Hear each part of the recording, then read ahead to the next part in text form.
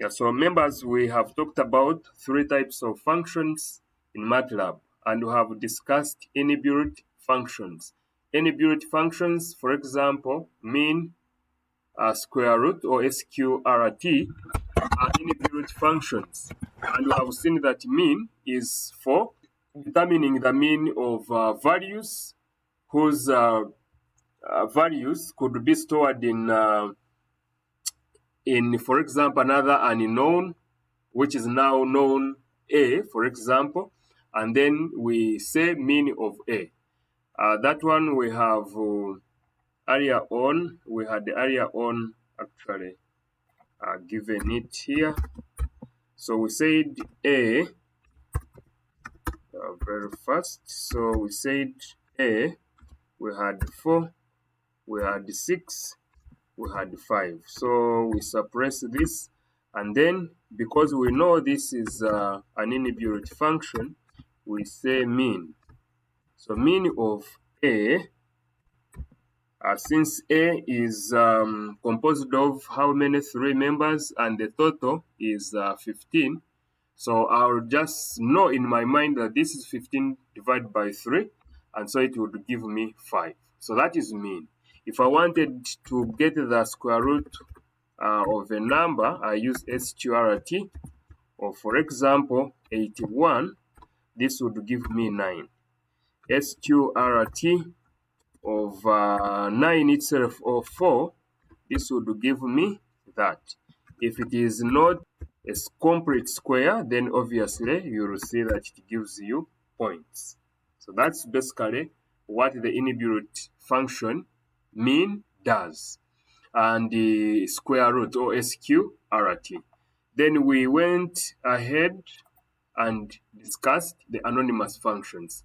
And we have seen that anonymous functions are functions that are designed with the @ symbol. So they can be defined inline without creating separate function file. They are useful for simple and one-time use functions. Very, very important. So the design or the frame of these anonymous functions is f is equal to @. The @ symbol is actually what tells you this is an anonymous function. Then you have inputs, which are put in the brackets. Then the expression the expression whose inputs are put here, and that is what you will do. So an example is what we have here. We have f is equal to @ this is now going to be a function of x. So x squared plus 2 times x plus 1. So if we want to test the output, then we write it like this. We shall say f of 2. But if you want to format it well, you can say y is now going to store the value of f of 2. So let's go to MATLAB and again see that. So we said this is f, which is equal to @ it's a function of x. Then this is going to be x squared. Then we add 2 times x. Then we add 1. Let's suppress that. And then when we come down, we want to test outputs.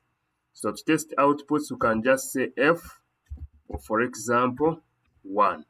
Let's see. If x is equal to 1, this is 1 squared, which is 1, plus 1, you get 2. 2 times 1, you get 2. So plus 2, you get 4. So let's see. So it gives us 4.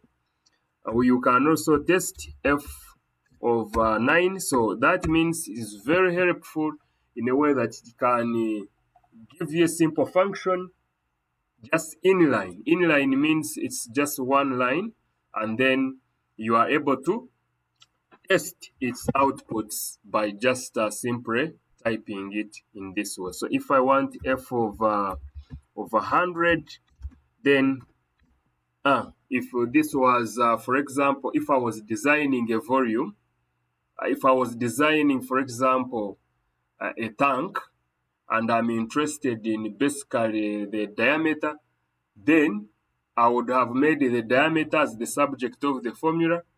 Then I say I want a volume, you find that volume obviously is an input. So volume is maybe I want a volume of 1,000 liters or 10,000 liters. When I put in, it gives me what? It gives me the diameter. So I compare with what is on market, and obviously that is going to tell me that if this is Gentex, Gentex sells a height of this, a tank of this volume, and usually the diameters are in this range. And I will go ahead and do the payments if I have the money I pay on and get it on market. So in other words, you can use it for many other things: designing a house, designing a tank, designing a machine. You're testing the efficiency. Testing the efficiency given a number of inputs and all, and so on and so forth. You want to optimize a transmission line. You have a number of parameters, like some of you people who do the ABCD parameters. You're able to do that by designing such functions very fast. But obviously, the more complicated the process is, or the design, then the more complex the function is going to become. Next is what we call user-defined functions. So the last one is user-defined functions. So user-defined functions.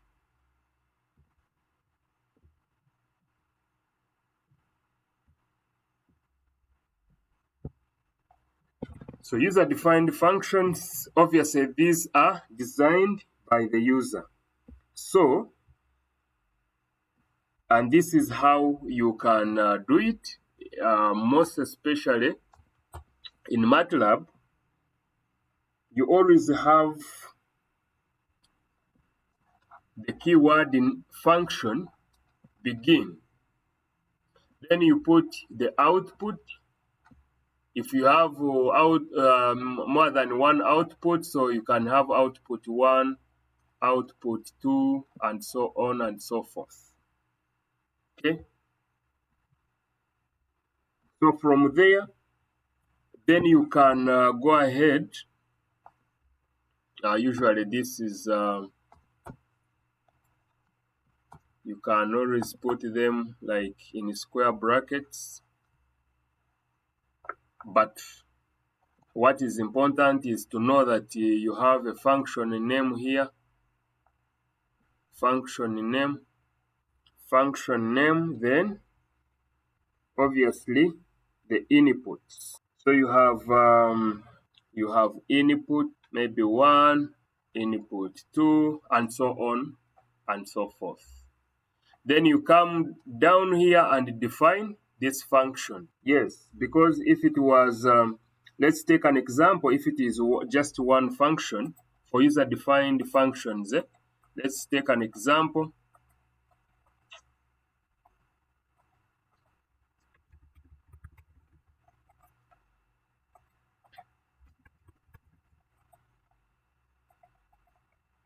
Take an example. If I had that I have a function, I can go ahead and use the above function like this. This other one, we had the x squared.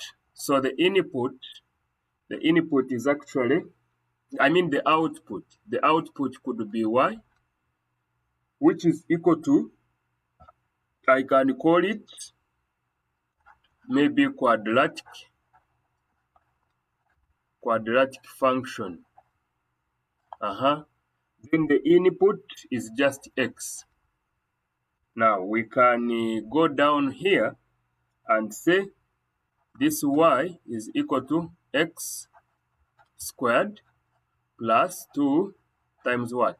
Times x, then plus 1. Then I can say end. So if I want to call this function, I'll just go to command window. So calling the function, I will go to the command window and type quadratic function of, for example, 1. That's basically what I will do, and you'll find that our answer is 4. Let's do that. Since this is exactly what we are going to be doing, let me do that. Let me change the directory where we are working from. I'm going to do this. Okay, let me make my own MATLAB discussion.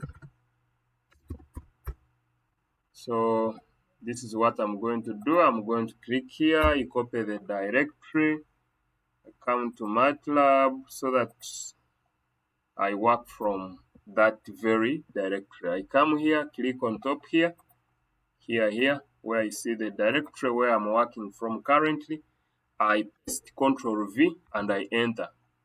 The moment I enter, it shows me that I have no work there, and that's okay because I haven't saved anything there. So whatever now I do is going to be saved here. So we said we begin with the word function, keyword function, and we said the output is put here, and this is okay. Let me first say output. Then I come here, I say function name, then inputs. So I'm going to comment out this. I call it comment. Then so that means I'm going to say function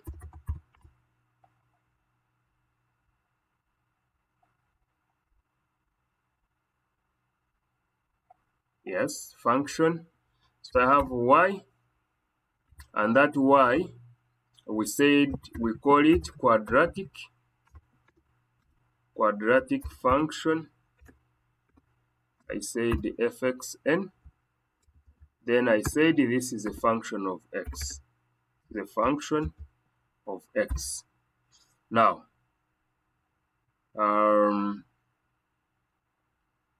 yeah, so I go down here.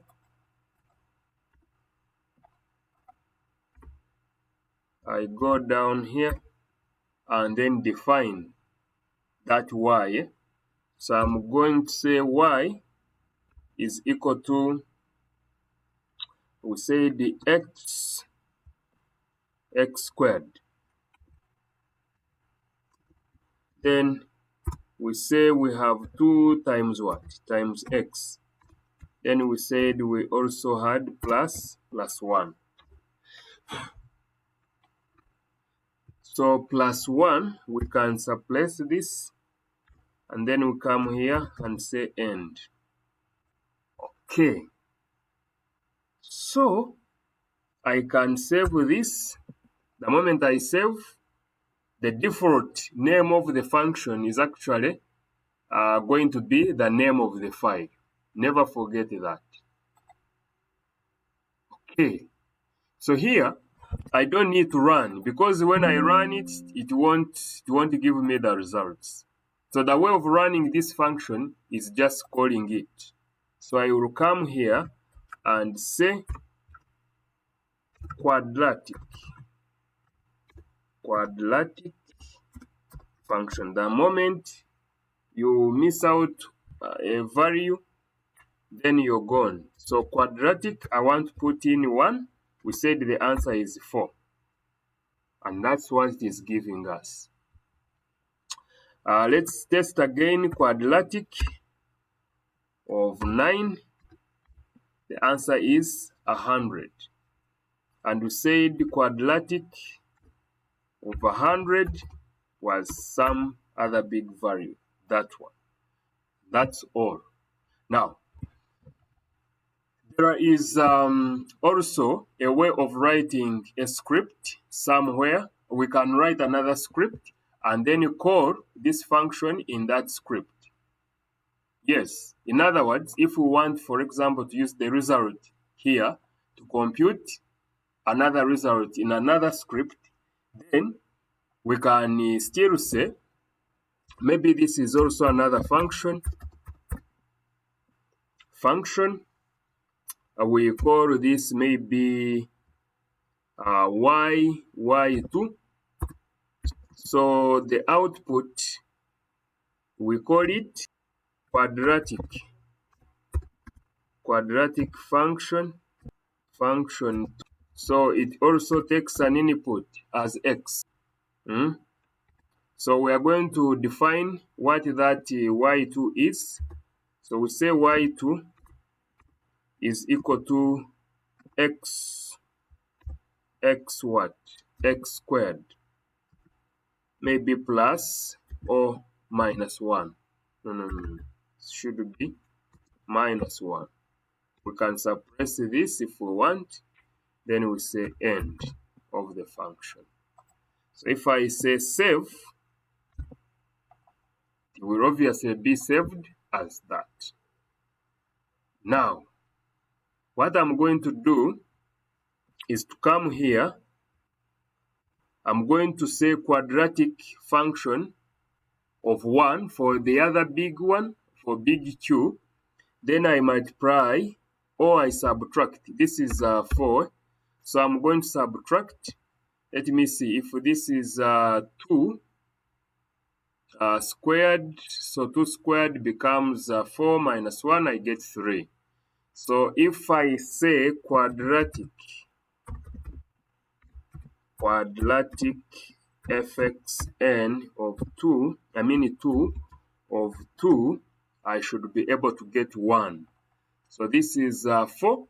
This is going to give me 3. So when I do the subtraction, I should get 1. Yes, that's where the logic is coming from. So I can use this function and this function. Then I use actually another script to get the results of these and then utilize them in that script. Now let me write another script. So I'm going to say I'm calling it main script to compute the output using the two functions. So what I will do, yes, I'll say my result is equal to, I copy this or I just type it. So here I can put maybe 4 or 9. I can put this as maybe 10. I will see. Now there, I can use display. So display, I'm going to display this result. So this is what I'm going to say. The result is, I come out here, I put a comma, I put a num to string, because basically display works with the text, and so whatever we are going to display here, as long as it's not a text, then it is not going to do what? To display it. I can show you.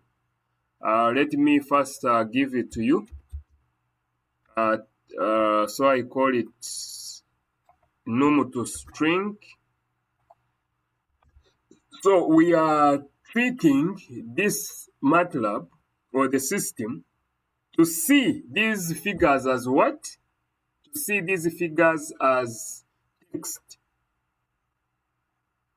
Let me first run this and then I explain more about it. So I'm going to call it main script. Some of you called it just main and ran indefinitely. So you have to be careful. Some words like main are key to most of the computer languages. So you should avoid saying that. So now we can see here, they are saying the result is 1. Because basically this gave us 100, this one only gave us 100, then this is 100 minus 1, which is 99. So it's 100 minus 99, which gives us 1. Now I want to suppress, I want to comment this, and then just say, I want you to observe carefully so that, so if I say this, the result is, then I just put here my result. You're going to see problems. So it will bring, yes, it will bring the result, but it's going to be an empty box. Likewise, even if you said this, even if I said this, it will still bring an empty box. The result is, okay, let me just say display this, because that's what others think, that actually if I do this I'm safe. But let me run it and you see. Yeah, it's giving us the result. It's giving us the result, but I think the challenge is on here. It's on here. If we wanted to do formatting, then it would leave it as an empty, box. So you have to mind about how you use this display, okay, especially when you want to put in format. Yeah, so let's change here something, and let me put 11. Yeah, so it's giving us -20, and that's okay. Yeah, so it's okay to say display my result. It's okay, and as long as you cannot remember all of this, especially in formatting here, then it's okay. Just say display my result. Okay, so you can see the use of functions. We have written our function here, another function here, and we are just calling them in another word. We are just calling them in this in this other script. Now another one could actually do the input, so we can keep building on this so that now we make it more complex. So another person would say, I want the input for this bigger function, for this big Q. So I have maybe to call it x1, which is equal to input. So I say enter, I say enter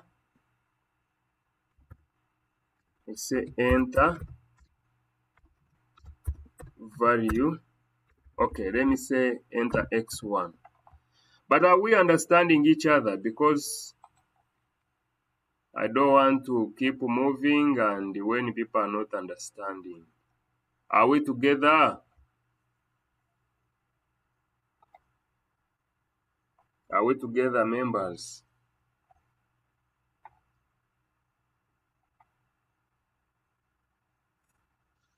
We shall ask when we get stuck somewhere. Okay, that's beautiful. Let's move.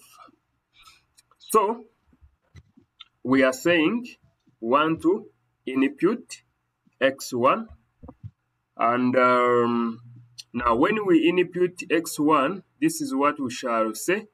we'll say my result 1 is equal to, now I copy, see, I say this is a quadratic function of x1.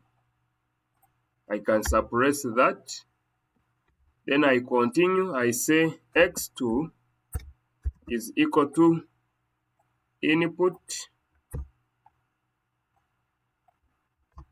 I make this x2.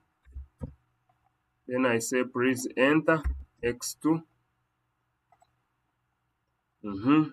So what do? I come here and say I want the quadratic. So I will say my result 2 will equal to quadratic function fxn2 of x. Then I want to display the result. So this is what I will say. My result is equal to, obviously it is going to be result 1 minus result 2, and then I display result. So I'm going to test for this. Remember we had the one of 100 and the other one was giving us 99 and the result was 1. So let's test that. So we're going to run. We put in, I'm going to put in, we said 9. Then the other one we said let's put 10 and the result is 1. But to avoid those things, let's suppress this, we suppress that, we suppress this, we suppress this. So when we run, it will give us a clean sheet. So we have 10, we had the 9, we had the 10, and then the result is 1. Very interesting, very interesting. Now, if at all I can only access this main script, I don't need to have this open. Even if I cancel it out, I mean I close those functions and I run this, those functions are already stored in MATLAB. So what I'm going to say is just to put in my inputs. I put in my 10 here and I get my result. I can run again and let me say I put in 10, I put in 9, I get 41. So that's basically how these functions are going to work. And that's basically what's all about the user-defined functions. These are user-defined functions. It can be a function to calculate the volume of a tank given its radius. It can be a volume, a function to compute the cross-sectional area. It can be anything in the mathematics that you know that can be done by these direct functions. Now let's look at maybe let's look at one with 2 inputs. Yes. So with the 2 inputs,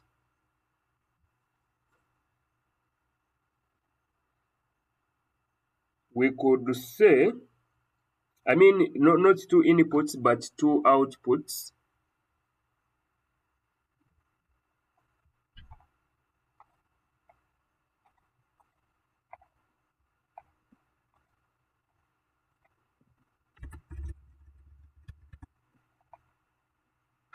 So let's look at 2 outputs.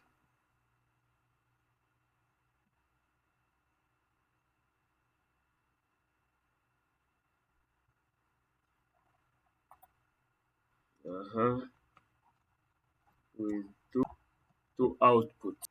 So an example, let's do a basic one. You could have a function that has one input but two outputs, but which are out of manipulation of just one single input. So you can have like function, then you have output 1, then you have output 2. So this is going to be, we put the function name, so I can put my function of input. Then before we end, we need to define what the output 1 is. So output 1 is equal to maybe input squared, then output 2 can be input cubed. Can suppress this, then you end. And end, the position of end matters a lot. It must be directly under the word function. All that I've been doing, the end is directly under the word function. Likewise, see if you don't do it properly. Let me open this function and you see. You see, this one is showing you that the function starts from here and ends here. But the word end is directly under the word function. Very important to note that in the attention. Now, let's do this. We have said we have a function which takes in, which gives out two outputs. So we have output 1, we have output 2, and then this is equal to my function. Let me just do that, of input. So let me suppress this.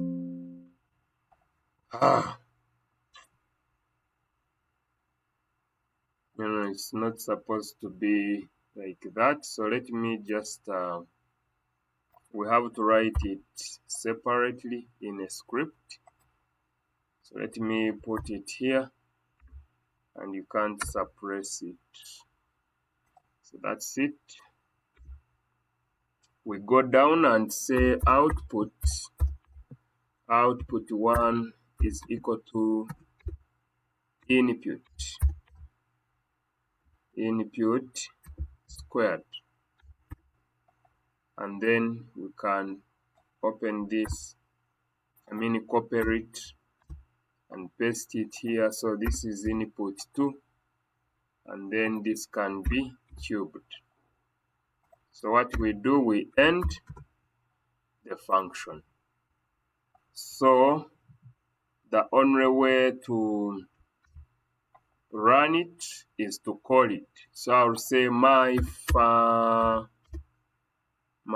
function. So remember, the input is 1. So I'm going to say my input is let's say 2. So that means I'm going to have output 1, which is 4. Output 2 is going to be 8. So it's only running the first one. Okay, so let's suppress. Yeah, so it's running now all of them. So you can see the output 1 is 4, as you have said. Output 2 is 8.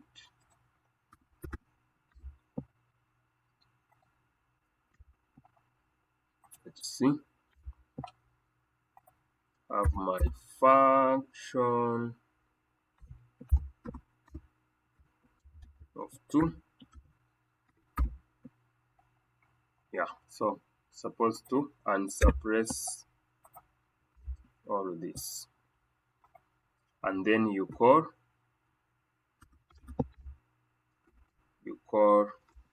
the function.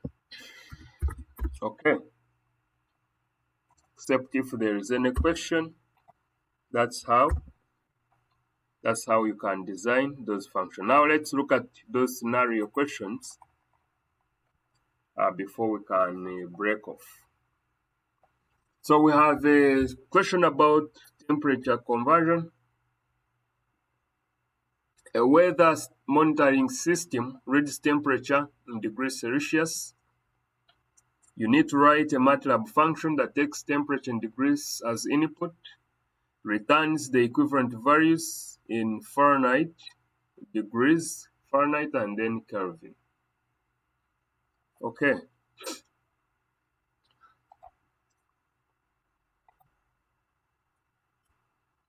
So I'm going.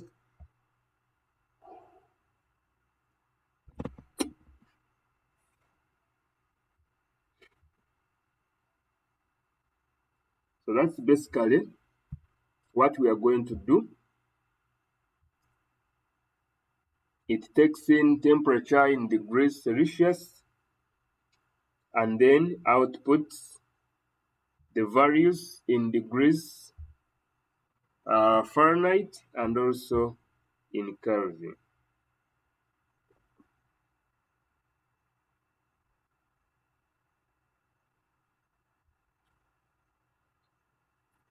So we can just do one function. We say this is a function temperature converter, and we say it's a function that is going to accept the input from here. So we can say this is Celsius, temperature in degrees Celsius is equal to input. So we say enter what? Enter temperature in degrees Celsius. What next? Use that value to calculate Fahrenheit. So Fahrenheit Fahrenheit Fahrenheit.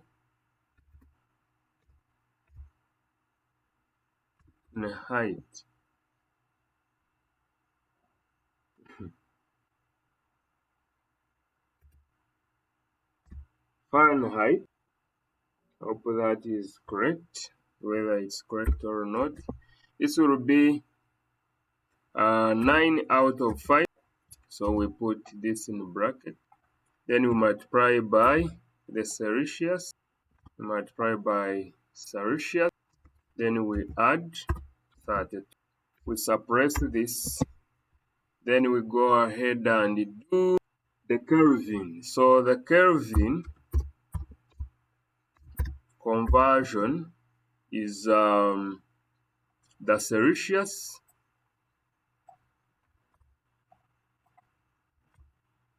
plus 273.15.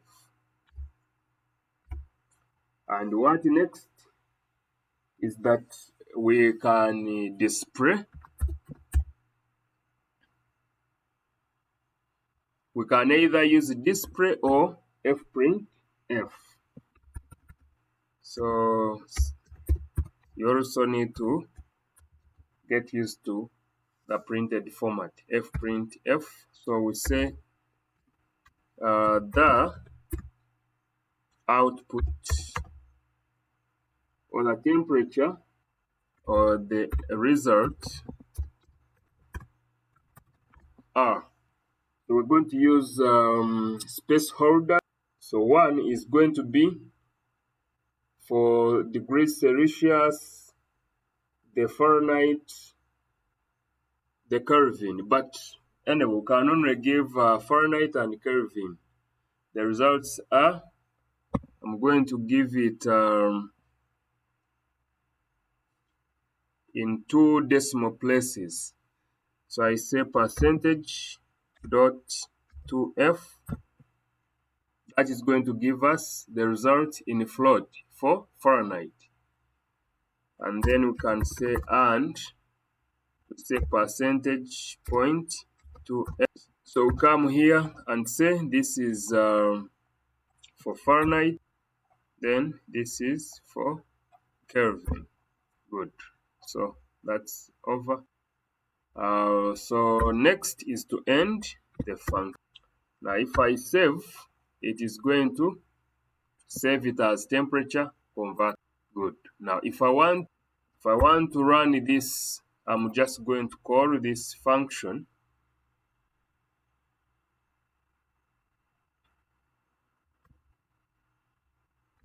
So the moment I call it, immediately it is going to run and ask me to put in the temperature in degrees Celsius. So I put in 25. So that means the results are 77.00 and 298.15. So here I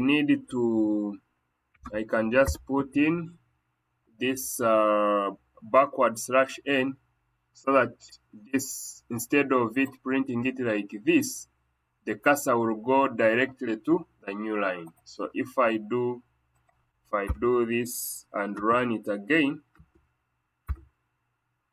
I put in 25. You can see now after the cursor has reached here, it comes to the new line. That's the function for this. Okay, if I want, I could put degrees Fahrenheit and Kelvin, or I just put F, here I put K, here I put degrees F. So I just have to save this, and I come here, I run this. This is 25. So degrees Fahrenheit,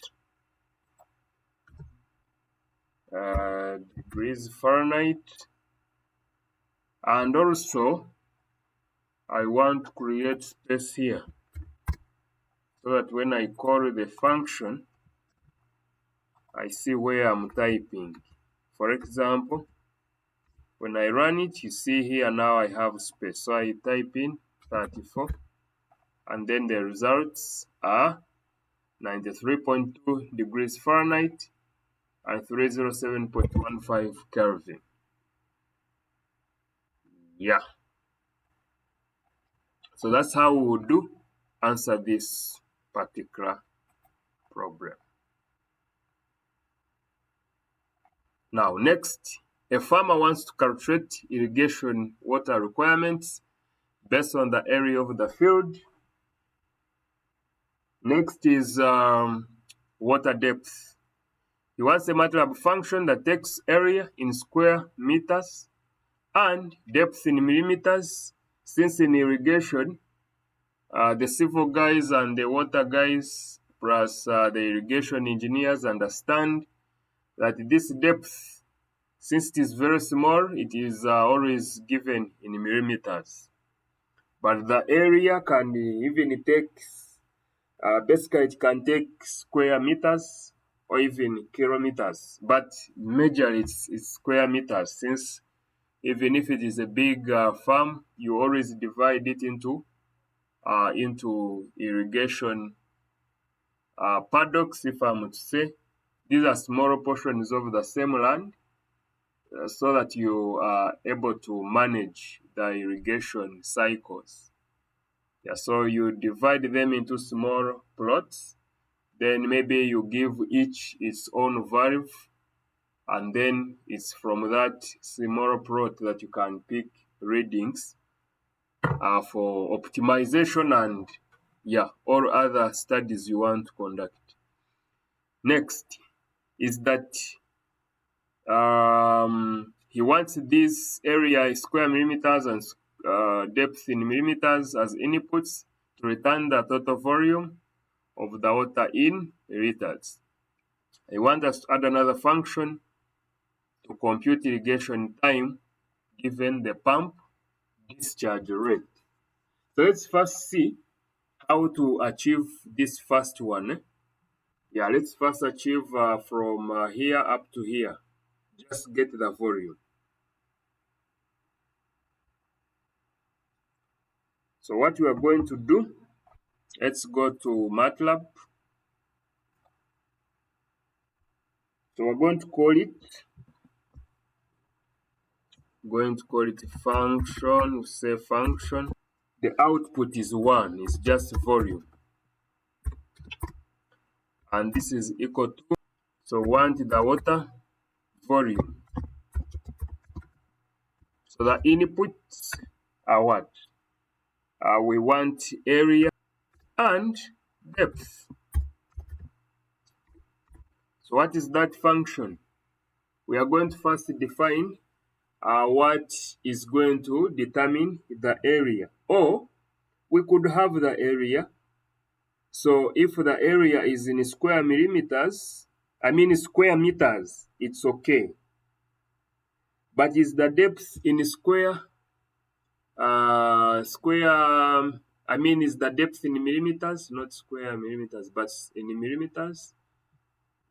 Probably yes or no. But in most cases, you have it maybe in meters and you want to convert it to millimeters. So what you are going to do is that we are going to put our depth is equal to, okay, let's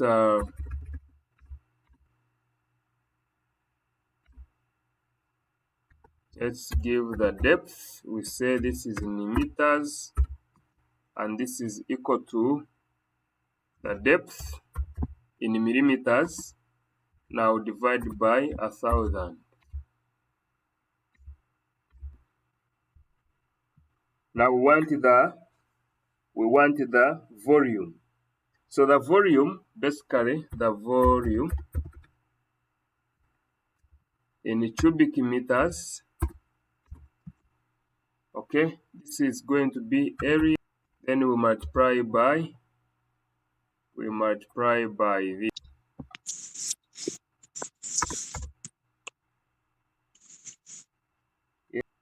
Okay, we move. Now next is that we need now the volume in liters. So this volume that we have is in cubic meters.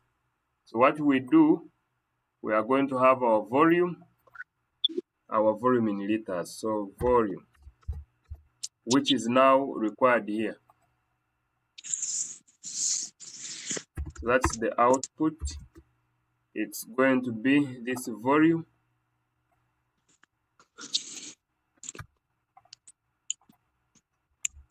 We divide it by 1,000. And we can end it here. So what we do, we save. And that's okay. So what we do, we want to call it. So we're going to call it here. We say the area is, let's assume it's 50 by 50 or 40 by 40. So that is 1,600 square meters. So 1,600 square meters. And then the depth of this irrigation that we are going to do is going to be 5 millimeters. So 5 millimeters can be, what is that in so what we are going to have here is going to actually be converted into meters. So it's okay, we put 5 millimeters. So that means the volume in cubic, no, this is going to be the volume in liters. No, this is not correct. So this is not correct. So but anyway, let's see. We have, this is 5 millimeters. So to convert it to meters, we divide it by, yes, divide it by that. The area is in, yeah, I think this is okay. This is okay. We can only increase maybe the irrigation depth. Maybe we take it 10 millimeters. But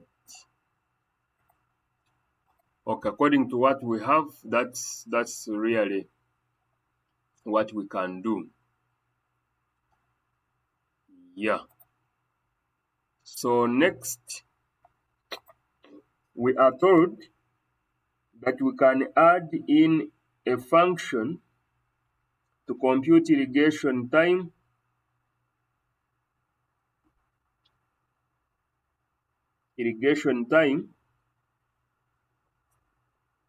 given the discharge.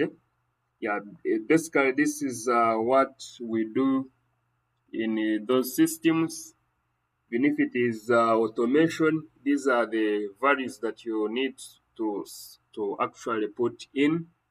You need to put in the controller. So you say I want to irrigate this up to this time. Then for it, you will know actually. Obviously, you have some parameters. The flow rate is usually determined, yeah, by maybe the pumps. So you have the general flow rate, that which is the system capacity. So you can look at either if it is it's a sprinkling system, if it's a dripper. I mean, depending on the system, you can be able to tell the discharge. So the discharge is going to be one of the constants that you need. Then also the volume, you have already calculated it up there. So it's a matter of adding another. You're going to put another function somewhere. So we're going to put function, and that function is going to be calculating time for irrigation. So that's the irrigation time. And this is going to be called irrigation time. So what we do, say this is going to be taking the volume, and then we want to discharge.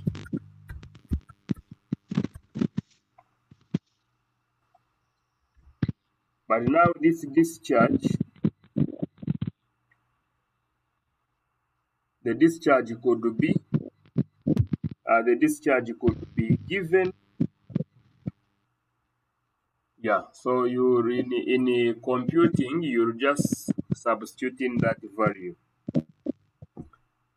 So this is going to give you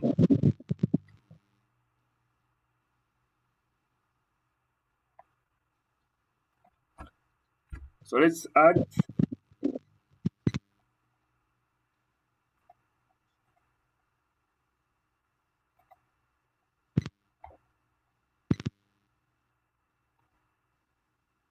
I don't know whether Mr. Kenneth, you have something to say.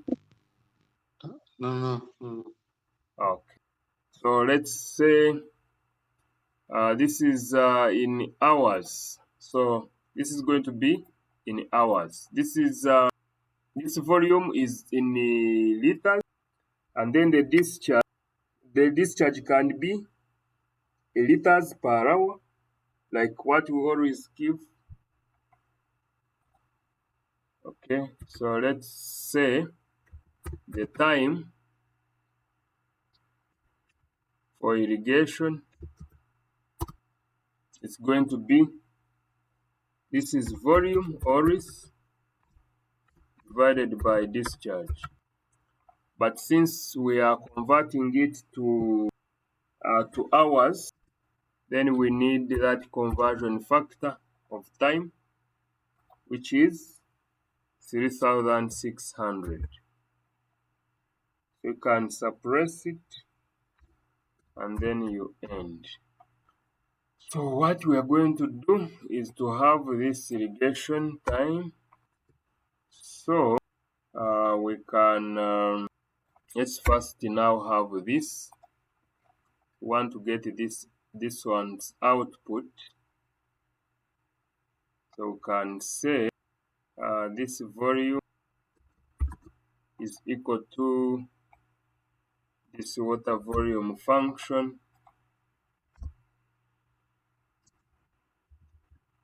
or maybe 500, then maybe 50. Then we come to this. This is supposed to be saved under that. Sorry. Then we have the irrigation time like this.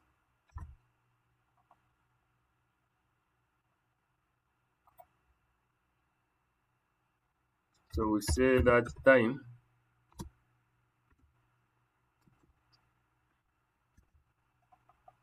then here we say the discharge is like 10. So it's giving us 6 exponent 6.9 or 7 exponent negative 7. Yeah, so that's basically how we can use now the two functions to give that particular output. I don't know if there is any question. If there is no question, then it's left to be upon us. Or in cubic meters or what? So this is basically what it is. No, this is time. So this is volume. This volume is in, I mean, we wanted this time to be in hours, basically. So what we have done, per hour, we know that, okay, let's basically first understand the discharge. The discharge, we can have it in per second. Let me see. Let's say we come this side.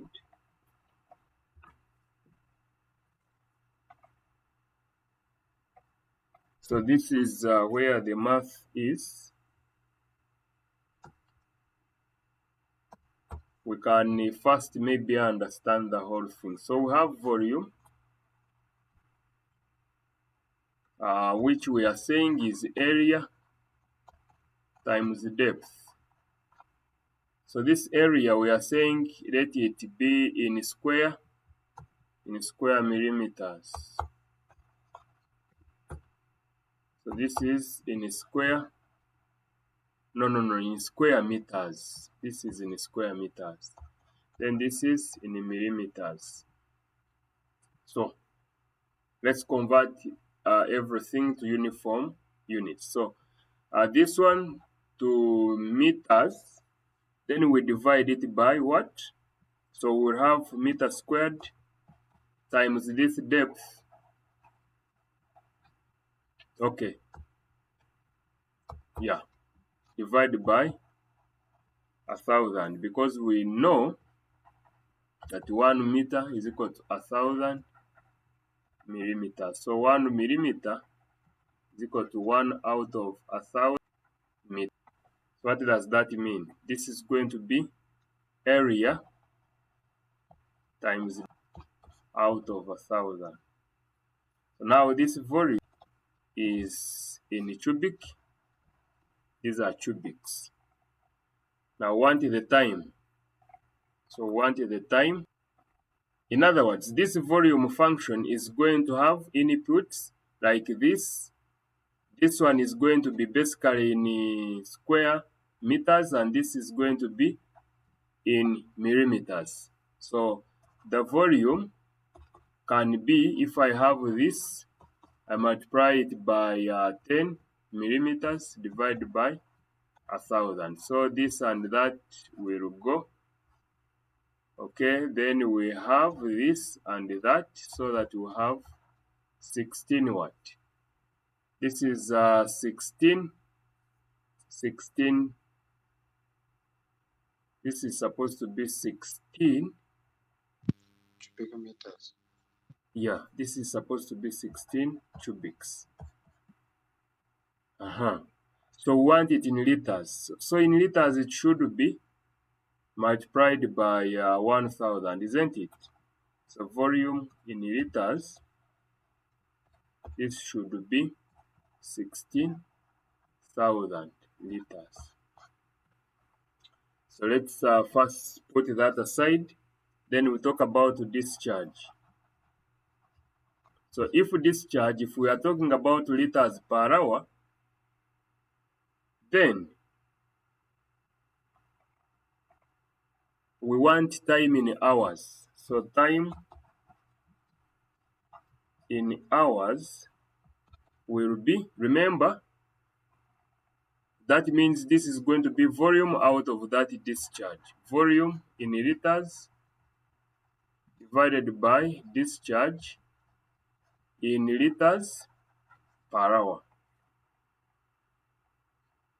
So if in liters per hour, we are talking about maybe 10 liters, okay, 10 liters per hour, then that means we can say 1600 divided by, if e.g. we talk about 10, so 10, this is going to be a long period of time. So what we can do is to increase this. Maybe let us take it to 50. So this and that will go. So still that is too big. This is still too big. It's not realistic. So let's take like 200 liters per hour. 80 hours. So that is the irrigation time. It still can't be realistic.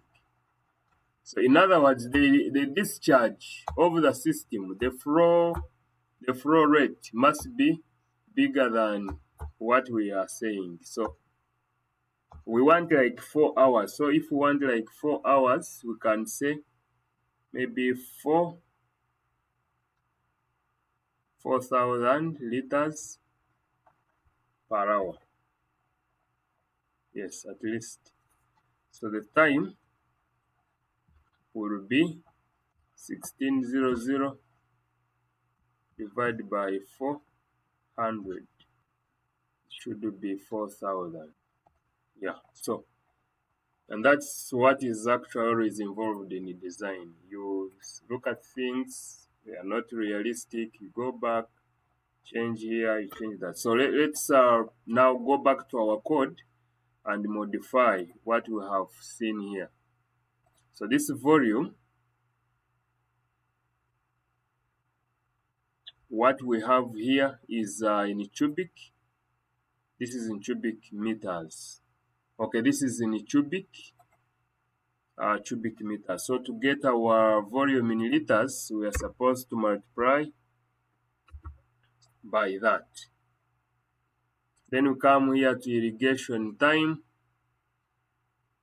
So this is not, we can remove this.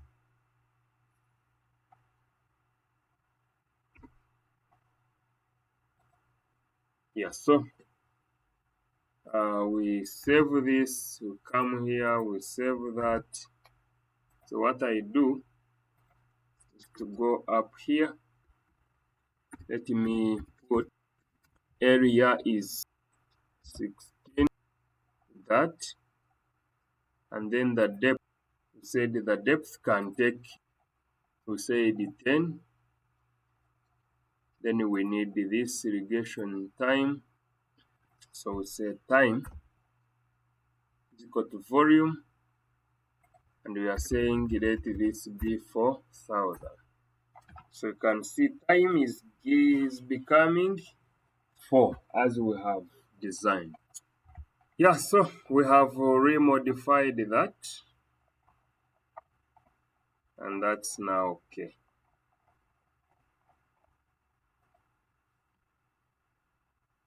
So if that is the case, then the engineers in this field will say, no, we can't put on the system for 4 hours.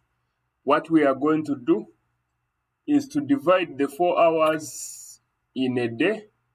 So we irrigate for 2 hours in the morning, then we irrigate for 2 hours in the evening. I mean, so as long as you still find that it is still a lot of water, yeah, so depending on the expertise, the area or the area of expertise, you really be able to adjust here and there, and your system is able to give you the values that you can work with.